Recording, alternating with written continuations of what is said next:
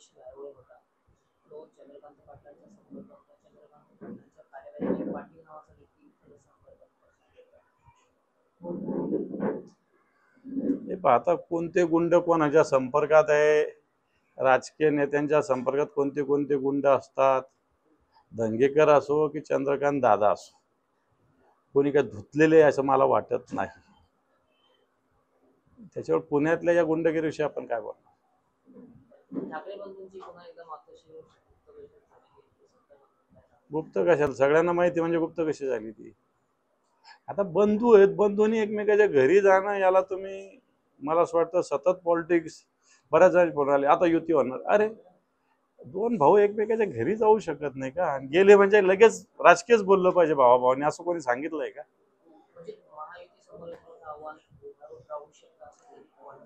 हे पा शिवसेना आता पण एक आव्हानच आहे. शिवसेना एक आव्हानच आहे, म्हणून उठले पडले गल्लीपासून दिल्लीपर्यंत लोक शिवसेनेला आणि उद्धवजींनाच टार्गेट करतात. टार्गेट कोणाला करतात? ज्याच्यात दम आहे त्याला टार्गेट करतात, बाकी ज्याच्यात दम नाही त्याला कोण टार्गेट करत असतात. तर शिवसेना एक आव्हान आहेच आहे. शिवसेना एक महाराष्ट्राची शक्ती आहे. मग कशाला बोंबलता? शिवसेनेविषयी उठल्या सोडल्या तुमचे कुत्तरडे सोडलेले का भोंकत राहतात सगळे? गुलाबराव पाटलांनी भाजपला एक गड घातली, जिथे भाजप 100 जागा लढेल, तिथं आम्ही 50 जागा. भाजप यांचं ऐकल का? आता यांच्या सगळ्याच्या फाईल तयार आहे, हालू पण शकत नाही डुलू पण शकत नाही. यांनी काय काय धंदे केले 3 वर्षात हे सगळं भारतीय जनता पार्टीकडे तयार आहे. त्यामुळे काही बोलू शकत नाही.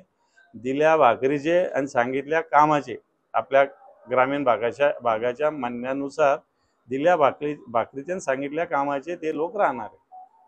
काही दिवसावरती स्थानिक स्वराज्य संस्थेच्या निवडणुका आलेल्या आहेत, अशा पद्धतीने तुमच्या पक्षाकडे मला असं वाटतं आत्ताच्या घडीला शेतकऱ्यांना न्याय मिळवून देणं हे आमचं उद्दिष्ट आहे. निवडणुका हे सेकंडरी आहे.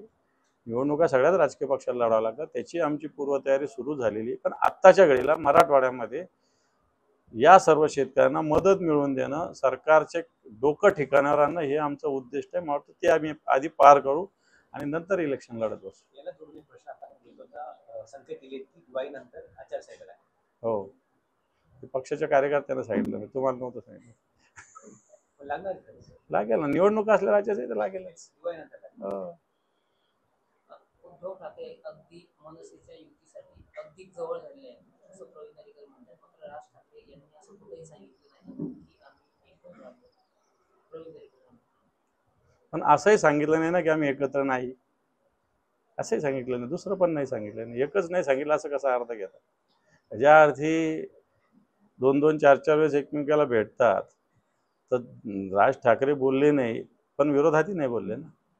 ज्या अर्थी एका व्यासपीठावर आले, एका व्यासपीठावर दोघांनी भाषण केलं, एकमेकांच्या घरी 2-2, 4-4 वेळेस गेलं, त्या अर्थी मला असं वाटतं प्रवीण दरेकर ज्या कोणत्या स्वप्नात असेल त्यांना राहू द्या.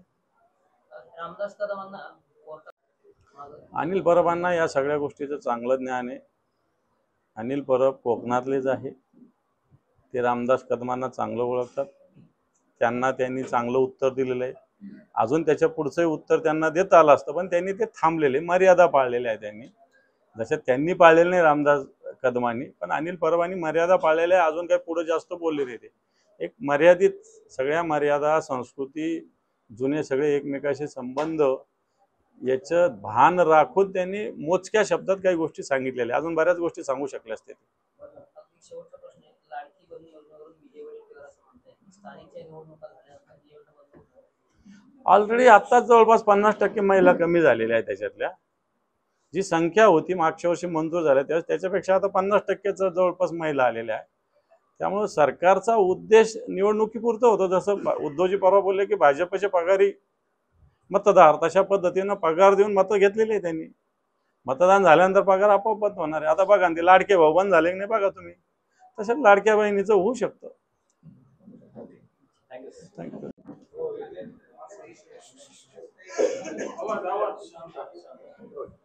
दादा 11 तारखेला तुमच्या पक्षाच्या वतीने संभाजीनगर मोर्चा आणि त्याची पूर्वतयारी ठिकाणी जात आहे आणि आवाहन करत आहे, काय सांगणार? 11 तारखेचा मोर्चा हा फक्त शिवसेनेचा नाही आहे. शिवसेना याच्यात पुढाकार घेते. हा मोर्चा मराठवाड्यातील तमाम शेतकऱ्यांचा मोर्चा आहे आणि शेतकऱ्यांना कोणता जात नाही, कोणता धर्म नाही, कोणते भेद नाही, कोणता पक्ष नाही. शेतकरी हाच आपला धर्म आहे आणि त्या हेतूनं आम्ही हा मराठवाड्याचा हंबरडा म्हणजे एक अर्थ टाहू असतो. म्हणजे शेवटी ज्या शब्द फुटत नाही, वेदना सांगता येत नाही, त्यावेळेस मला असं वाटतं हंबरडा फोडला जातो. तो हंबरडा शेतकऱ्याचा सरकारच्या कानावर जावा म्हणून या मोर्चाचं आयोजन केलेलं आहे. शेतकऱ्याला तातडीनं मदतीची आवश्यकता आहे. शेतकरी कर्जबाजारी कर्जमुक्ती करण्याची आवश्यकता आहे. विमा शेतकऱ्याला मिळत नाही, तो विमा मिळण्याची आवश्यकता आहे. शेतकऱ्यांचे गुरंढोरं वाहून गेले, घरदारं पडले, याला सुद्धा तातडीनं मदत व्हावी. अशा प्रमुख मागण्यांसाठी हा मोर्चा आम्ही पुढाकार घेऊन काढतोय. इतका आक्रोश शेतकऱ्यांचा आहे, पूर परिस्थितीमुळे अनेक नुकसान झाले आहे, ओला दुष्काळ खरंतर जाहीर करण्याची मागणी सरकारची डोळे अजून सुद्धा उघडलेच दिसत नाही. सरकार हे खोटं बोलणारं सरकार आहे. सरकार जे आता मुख्यमंत्री आहे त्यांनी सांगितलं की ओला दुष्काळ नावाची संज्ञा नाहीये आणि विरोधी पक्षनेते असताना ओला दुष्काळ जाहीर करा त्यांनीच पत्र मुख्यमंत्र्यांना दिलेलं आहे आणि खरं तर ते 5 वर्ष मुख्यमंत्री होते, मग त्यावेळेस त्यांना माहिती नव्हतं हे. आणि म्हणून सरकार शब्द छळ करतंय. आत्ताच्या घडीला शेतकऱ्यांना शब्द छळाशी काही घेणं देणं नाही आहे. पंजाबमध्ये जसं हेक्टरी 50,000 रुपये मिळालेले शेतकऱ्याला, तशा पद्धतीनं या शेतकऱ्याला तातडीनं 50,000 रुपये हेक्टरी मिळावं अशा प्रकारची भावना शेतकऱ्याची आहे.